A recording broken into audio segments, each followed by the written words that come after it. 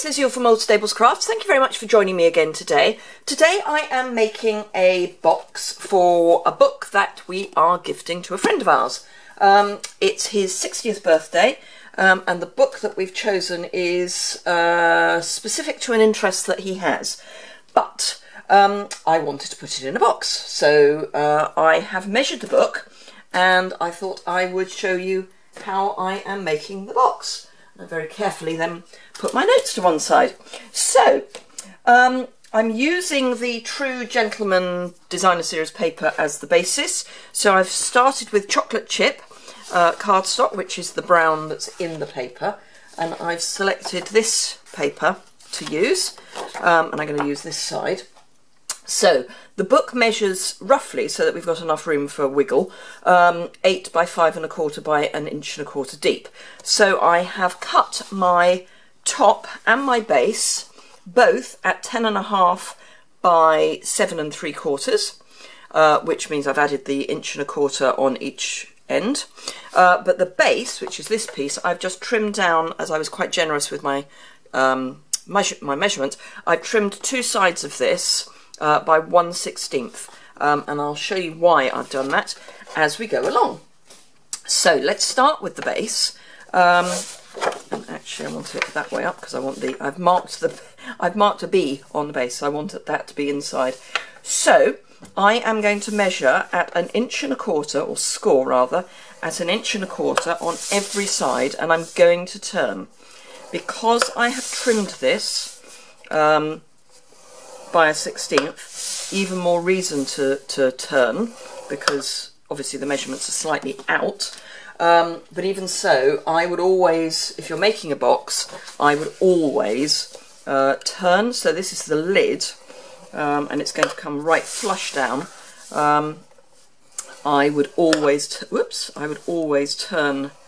the paper so that you know you've got an absolutely accurate measurement, rather than going across where it can go a little awry.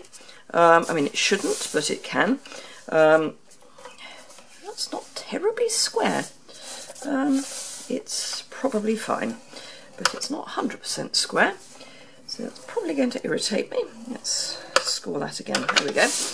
Right, okay, so that's the scoring done. So let's make the base first, because this is kind of the key to the whole thing. So burnish all our score lines. I mean, this is a basic pop the lid on box, so it's not complicated. It's not anything it's nothing you haven't seen before, if that makes sense. So we'll make the top and then we will make the base. No, the other way.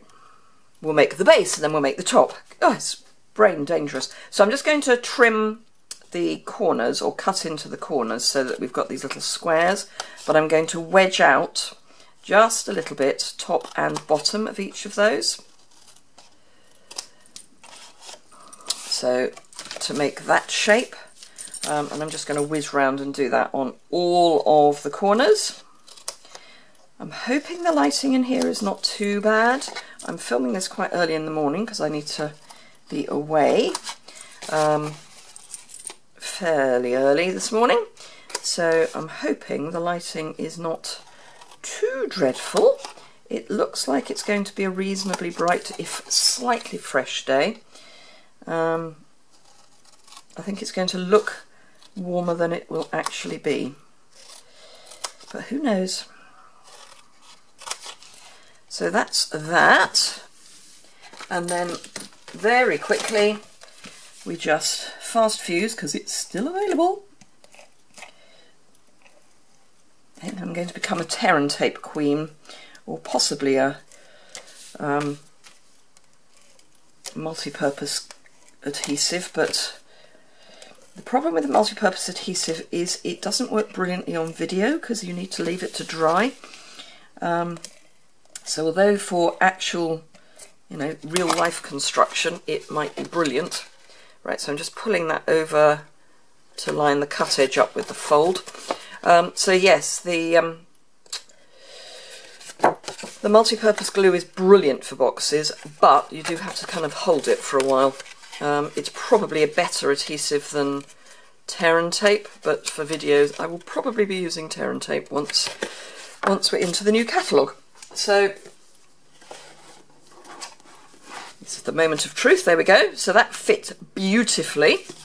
Couldn't have done it better if I'd tried. So now we just need to make the lid. And I will make the lid in a slightly odd order, potentially. So let's do our scoring. Not our scoring, our burnishing.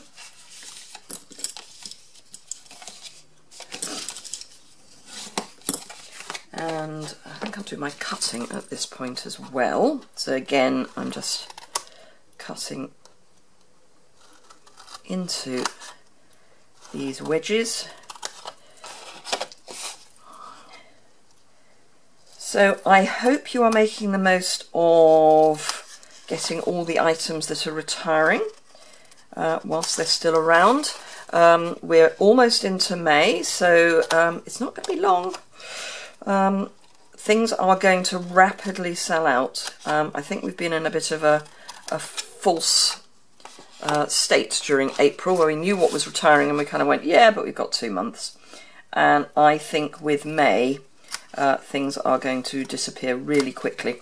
So this really is the moment to fill your basket. Now, 2 things. A, I'm going for Greece. I am trying to get the incentive trip this year. So if you would like to support me getting that, it would be great if you felt you could shop with me if you're in the UK, because that helps me get the incentive trip. Designer Series paper is cut 1/4 inch shorter on each edge to the dimension of the box. So this is at 7 3/4 by 5. So again, I'm just going to attach this. So I'm putting it on now because it's easier to put it on whilst the box is flat. So yes, every £1 you spend with me on my online store helps me get that little bit closer to getting to Greece. So if you enjoy my videos and you want any of the products, please, please, please consider shopping with me if you're in the UK. It really does make a difference, and I do try and look after my customers. So everyone who shops with me gets a thank you gift and a card. And if you use the Hostess Code, then you also get a share in the Hostess rewards. And obviously this month, if you've been watching in April, I am doing a prize draw for anyone who shops with me and uses the Hostess Code. For every £25 they spend, they get an entry into the draw, which is for a full set of the retiring, and I think now out of stock, Many Marvellous markers, which are £99 in the catalogue, and one lucky purchaser will get that free from me as a gift. So again, I'm just popping the sides up.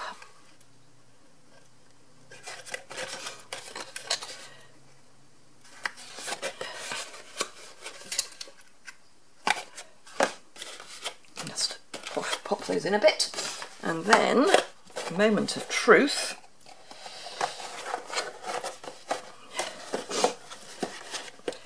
So yes, and that's all of the purchases through April. So if you shop with me 2 or 3 times, I add all of that together to get multiples of 25. Now, how's that for a nice, crisp, well-fitted box? The problem, of course, is going to be getting it open again. But there we go. So there we are. That is our box, perfect for a mail gift. I will be tissuing it, and I'll be... Actually, let's pop it all... I will put tissue paper on the inside, but I will unwrap it in a minute. So let's finish wrapping it with some of the wonderful corduroy ribbon that comes with this suite. This is the Light of Navy corduroy ribbon. Now, it is quite bulky, so this is probably one for a knot rather than a bow.